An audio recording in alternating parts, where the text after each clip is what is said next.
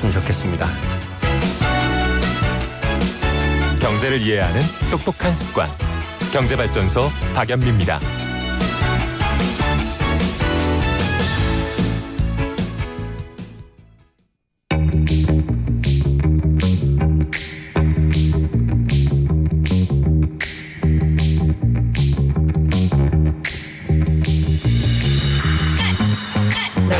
세상은 넓고 거래는 많죠. 저도 처음 들어보는 방식인데 이런 방식까지 등장을 했구나. 근데 의견 중에 재건축 부담금이 굉장히 부담됐던 경우에 본인이 자가에 전세로 들어가는 경우 본 적 있습니다. 이런 얘기도 해주시는데 그렇군요. 근데 다만 우리가 살면서 가질 수 있는 가장 큰 자산이잖아요. 안전하게 거래하시는 게 우선이라는 거 이거 꼭 기억하시기 바랍니다. 다운 계약서 이거 불법입니다. 안 되고요. 고용시장 한번 알아볼게요. 오늘은 코로나19 이후에 취업자 수가 늘었다고 하는데 이게 진짜 제대로 늘었느냐? 아니다. 좀 부실하다. 몸집만 커졌다. 의견이 분분합니다.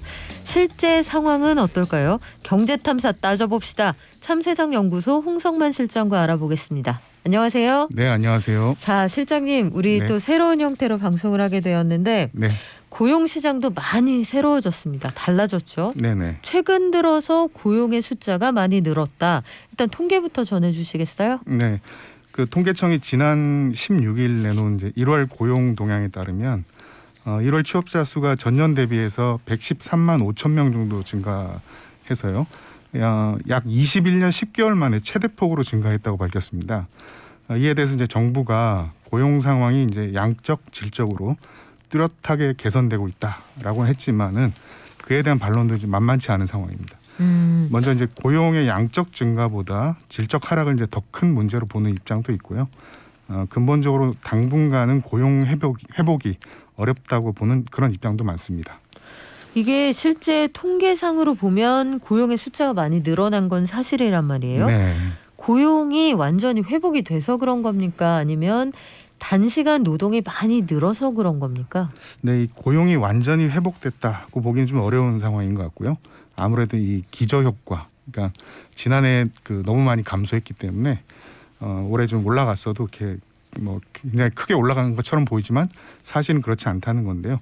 이 비교 대상인 지난해 2021년 1월 그 취업자 수가 보면은 98만 2천 명이 급감했습니다. 한 100만 명 정도.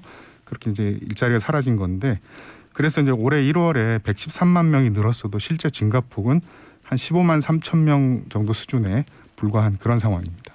그렇군요. 이게 그래서 기저 효과가 크다 이런 주장도 있고 네. 2021년이면 그래도 상황이 좀 나아지지 않았을 때냐 이런 주장도 있는데 네네. 고용이 계속 회복되는 그 추세만은 분명한 겁니까? 네, 그렇습니다. 이 전 연령대에서 고용이 증가한 것은 사실인데요. 하지만 이제 내용을 좀 뜯어보면은 우려되는 점이 상당히 많습니다. 무엇보다 그 경제 중추라고 할 수 있는 30, 40대 고용 회복세가 굉장히 저조한 편인데 그 지난해 이제 깎아먹은 이 그 고용량을 현재 그 회복하지 못하고 있는 그런 수준에 좀 불과하고요. 그리고 이제 전반적으로 고용의 질도 좀 안 좋아졌다고 좀 보여지는데 상용직과 정규직 고용이 좀 많이 늘어야 고용의 질이 좋아졌다 이렇게 볼 수 있는데 근데 지금은 비정규직이나 임시직 고용이 더 늘고 있어서 고용의 질이 좀 안 좋아졌다 그렇게 보여집니다. 정부에서는 고용이 양적으로 질적으로 다 좋아졌다 이렇게 얘기를 하거든요. 네네. 홍남기 부총리가 지금 최대 경제 정책의 성과로 꼽는 부분인데 실제 상황은 어떻습니까? 네, 그 정부가 그 1월 고용 동향을 통해서 밝힌 거를 보면은 이 주당 36시간 일하는 취업자, 그러니까 상용직 근로자들 이 취업자 수는 전년 대비해서 114만 7천 명이 증가해서 고용의 질도 좋아졌다 이렇게 이제 밝히고 있는데요. 그런데 이 취업자 수를 코로나 이전 상황인 2019년 1월과 비교를 하면은 이게 늘어난 게 아니라 41만 5천 명 정도 감소한 수준입니다.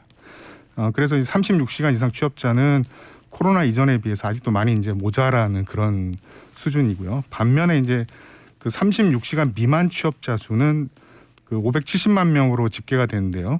이것도 이제 코로나 19 이전인 2019년 1월과 비교해 보면 114만 명 이상 증가하게 된 수준입니다.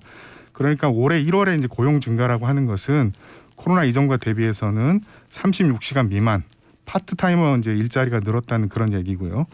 그리고 이제 17시간 이하 단시간 노동자도 계속 증가 추세인데 올 1월에 이제 13만 3천 명 정도 증가했다고 그렇게 나타나 있습니다.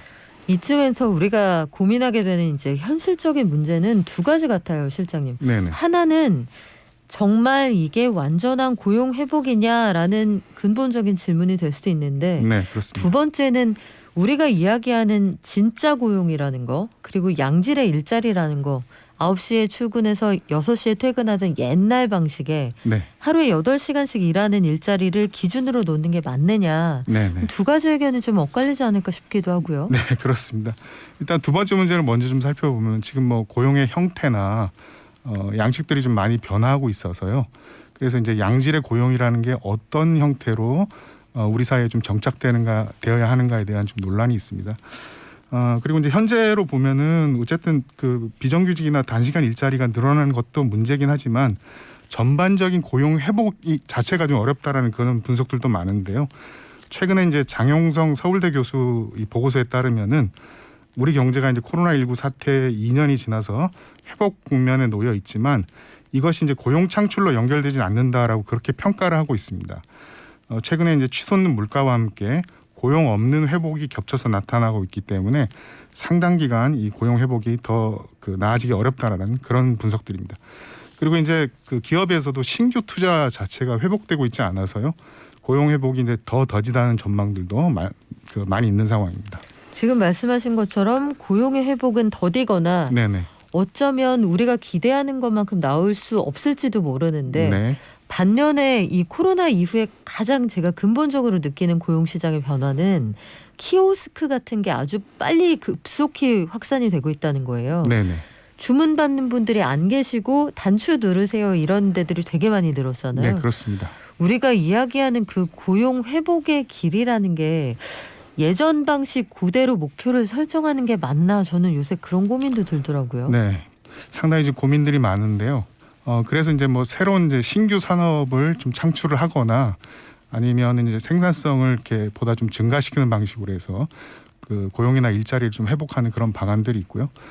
그러지 않고 이제 근본적으로 좀 국가가 그 전체 고용을 좀 책임지는 국가 책임 고용제나 뭐 이런 것들에 대한 이 방안들도 좀 계속 좀 고민되고 있는 그런 상황입니다.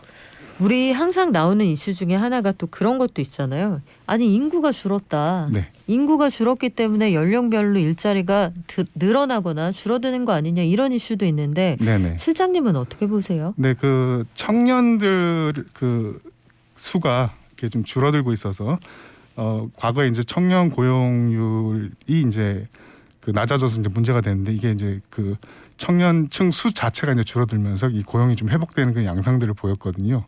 근데 그것은 좀 근본적인 그 해결 방안은 아니라고 좀 생각이 듭니다. 잠시만요. 청년의 숫자가 줄어서 고용이 회복되는 양상을 보였다는 말씀은 네네. 무슨 뜻이죠?